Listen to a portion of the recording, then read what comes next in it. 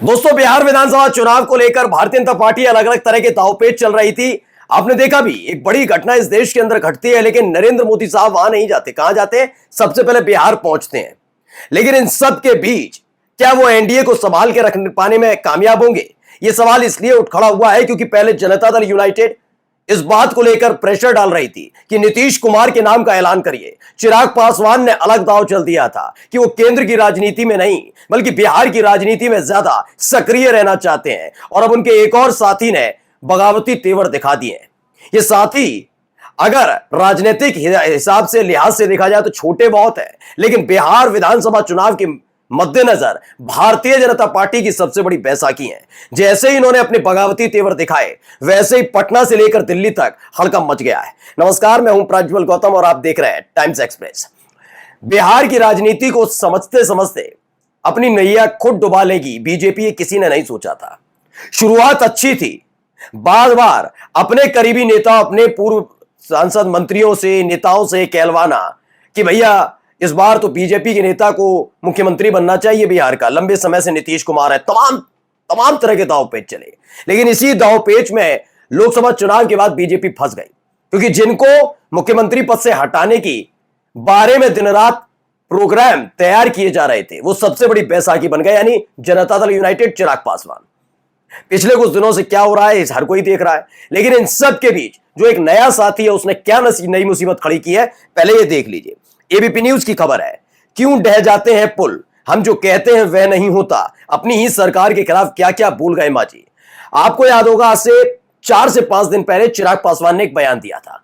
चिराग पासवान से लोग पूछ रहे थे तमाम बातें, क्योंकि चिराग पासवान तेजस्वी यादव का समर्थन कर रहे थे ताड़ी वाले मसले पर, खोलकर वो समर्थन कर रहे थे। उनका नहीं, ना मैं सरकार से सहमत नहीं हूं। लोगों ने पूछा ये तो आपकी, उन्होंने कहा ना, किसने कह दिया? मैं तो भैया दिल्ली में गठबंधन है, बिहार में गठबंधन नहीं है, बिहार में सरकार में नहीं हूं। मैं कहां पर हूं? दिल्ली में सरकार में हूं। यानी उन्होंने साफ साफ बता दिया कि बिहार, दिल्ली में जो मैं सरकार में हूं, यानी केंद्र सरकार में हूं, बिहार सरकार से मेरा कोई लेना देना नहीं है। बीजेपी कुछ करती है वो भुगतेगी, नीतीश कुमार खुद भुगते हैं, मैं तो नहीं हूं। यह नाराजगी थी एक तरीके की जो हमने आपको दिखाई थी। अब उसी राह पर चल पड़े हैं जीतन राम मांझी। जीतन राम मांझी ने क्या क्या कहा है, पहले पढ़िए। ये खबर अपने आप में बहुत महत्वपूर्ण हो जाती है, क्योंकि इसके 2 सिरे हैं, दोनों सिरों को एक साथ दिखाऊंगा आपको। बिहार एनडीए में 5 दल हैं। सभी दलों के लोग हमेशा कहते हैं कि एनडीए पूरी तरह एकजुट है, लेकिन हिंदुस्तानी आवाम मोर्चा सेक्युलर के सुप्रीमो जीतन राम मांझी अपनी ही सरकार से नाखुश है, और उनके बयान से लगता है कि वे एनडीए से नाराज चल रहे हैं। भाषण के दौरान उन्होंने दिल खोलकर नीतीश सरकार की कमियों को उजागर किया। ये कमियां ऐसी कमियां हैं जो अमूमन हर राज्य में देखने को मिलती है, लेकिन क्या ऐसी वजह है कि वो नीतीश कुमार पर हमला बोल रहे हैं, नीतीश सरकार को कमजोर बता रहे हैं, जिसमें बीजेपी भी शामिल है, उसे कमजोर बता रहे हैं। दरअसल बिहार विधानसभा चुनाव के मद्देनजर जीतन राम मांझी भी अपनी हैसियत, अपने जो राजनीतिक वजूद है, उसे जानते हैं। उन्हें मालूम है कि बीजेपी चाहे सिर के बल खड़ी हो जाए, बिहार के अंदर अपने बूते सरकार नहीं बना पाएगी। ये जानते हैं वो, क्योंकि ऐसे हालात अभी पैदा नहीं हुए। मैं बार बार बताता रहा हूं कि उत्तर प्रदेश में बीजेपी की दाल गलने वाली नहीं थी। अगर 2016 में समाजवादी पार्टी दो फाड़ा ना होती, शिवपाल सिंह यादव और अखिलेश यादव अलग ना होते, तो यकीन मानकर चलिए बीजेपी पैर पसारने के लेवल पर थी ही नहीं। और मैं अब भी बता रहा हूं, आप उठाकर देख लीजिए इतिहास। 2022 के चुनाव में जरूर चाचा भतीजे साथ आए थे, यानी शिवपाल सिंह यादव और अखिलेश साथ आए थे, लेकिन अलग अलग पार्टियां थी।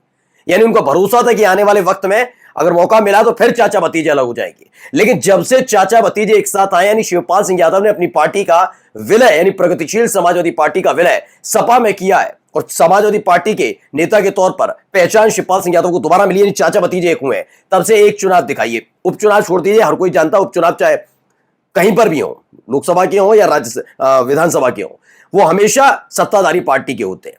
फिर भी आप दिखाइए, जहां जहां चुनाव हुए, हर चुनाव में पटखनी खानी पड़ी है योगी सरकार को। क्यों? और यही एक वजह है जिसके चलते उत्तर प्रदेश में फिर वो चाहते हैं कि कैसे भी करके चाचा भतीजे में जंग शुरू हो जाए।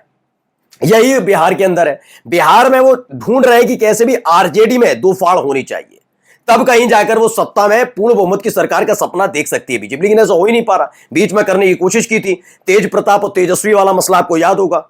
तेज प्रताप ने कुछ बयान भी दिए थे, वो प्लांटेड थे, वो बाद में वो समझ गया। उसके बाद देखिए आज पूरा लालू प्रसाद यादव का परिवार एकजुट है, कुछ कर नहीं पा रहे बेचारे, हाथ पार मार रहे हैं। जीतन राम मांझी ये जानते हैं कि बीजेपी के पास यही एक हथकंडा है, वो इसके बिना चुनाव जीत नहीं सकती। अब उन्होंने बिहार विधानसभा चुनाव से ठीक पहले बीजेपी पर दबाव बनाना शुरू कर दिया है कि जो खेल तुम महाराष्ट्र में कर चुके हो ना, यहां मत करना, यहां सहन नहीं होगा। अब हमें चाहिए हमारी मनपसंद सीटें। एक मेरे बेटे को चाहिए एक जबरदस्त मंत्रालय, मजबूत मंत्रालय, वो तमाम चीजों की सेटिंग में लगे हैं। क्या कहते हैं इसमें? उन्होंने कहा कि नारी सशक्तिकरण की बात करते हैं, लेकिन जो होना चाहिए वह सरकार नहीं कर रही। वहीं 2 महीने में पुल ढह जाने के कारण भी उन्होंने बताया। दरअसल मांझी गए थे एक जगह कार्यक्रम में, वहां उन्होंने कहा जब मुख्यमंत्री थे तो हमने एक नीति अपनाई थी कि चाहे जिस समाज की बेटी हो, जिस जाति की बेटी हो, उनको हम पहली क्लास से लेकर एमए तक फ्री पढ़ाएंगे, और आज भी वो सैद्धांतिक रूप से फ्री है। लेकिन सरकार की यहां पर कमी है, उन्होंने बता दी कमी है। कुछ लोग इसे नीतीश कुमार से पुराने बैर को लेकर देख रहे हैं, मैं कह रहा हूं वो भी है, लेकिन ये बीजेपी का भी खेल है। इसके 2 मायने निकाले जा रहे हैं जीतन राम मांझी ने, क्योंकि एक नहीं बोला हमला, दूसरा हमला भी देखिए। प्रभात खबर की है, जीतन राम मांझी का अपनी इस सरकार पर हमला, एस्टीमेट घोटाले का आरोप लगा डाला। उन्होंने भी एस्टीमेट घोटाले का आरोप लगा दिया। ये तमाम चीजें एक साथ एक एक करके कर रहे हैं। अब आते हैं इसमें 2 वजह क्या है। पहला यह है कि जनता दल यूनाइटेड लगातार दबाव डाल रही है कि नीतीश कुमार के नेतृत्व में भी चुनाव लड़ने का ऐलान करें और चुनाव के बाद नीतीश ही मुख्यमंत्री होंगे, इस बात पर मोहर लगाए, और ये और कोई नहीं, मोदी शाह लगाए। उधर चिराग पासवान तैयार है, नहीं यह बर्दाश्त नहीं होगा। इस बार अगर नीतीश का नाम है और अगर नीतीश का नाम हटाकर बीजेपी के नेता लाना चाहते तो हम सामने खड़े हैं, चिराग पासवान पहले मुख्यमंत्री बनेंगे। इस तरह का दबाव वो डाल रहे हैं लगातार, अलग अलग तरह के बयान देके। जीतन राम मांझी ने कहा मुझे मुख्यमंत्री नहीं बनना, लेकिन हां यह जरूर है बेटे को चाहिए मजबूत मंत्रालय, ये तमाम चीजें। दरअसल ये खेल ये माना जा रहा है कि ये खुद बीजेपी की तरफ से करवाया जा रहा है। वजह क्या है कि जब ये तय होने के बात आएगी कौन मुख्यमंत्री होगा, तब बीजेपी खुलकर कह सकती है कि आप भी हमारे सहयोगी, चिराग भी हमारे सहयोगी, जीतन राम मांझी भी मेरे सहयोगी। अब इन तीनों सहयोगियों में सबसे बड़ी पार्टी कौन सी? वो कहेंगे बीजेपी। अच्छा, बीजेपी सबसे ज्यादा सीटें लाई है तो उस हिसाब से उसे बनने दीजिए, क्योंकि अगर नीतीश बने तो चिराग और जीतन राम मांझी नाराज हो जाएंगे, और इसी को आधार बनाकर आने वाले वक्त में नीतीश कुमार का पत्ता काट दिया जाएगा। यानी जीतन राम मांझी को एक सहारे के तौर पर इस्तेमाल करने की कोशिश बीजेपी कर रही है। लेकिन नीतीश भी इस बात को समझ रहे हैं, चिराग भी इस बात को समझ रहे हैं कि आप जो करने की सोच रहे हैं वो नहीं। क्योंकि देखिए नीतीश कुमार आज मुख्यमंत्री नहीं बनाए जाते, मानकर चलिए बीजेपी अगर अपनी पार्टी का मुख्यमंत्री बनाती है तो चिराग नाराज होंगे और इसका असर दिल्ली वाली सरकार पर पड़ेगा और नीतीश पर ही पड़ेगा।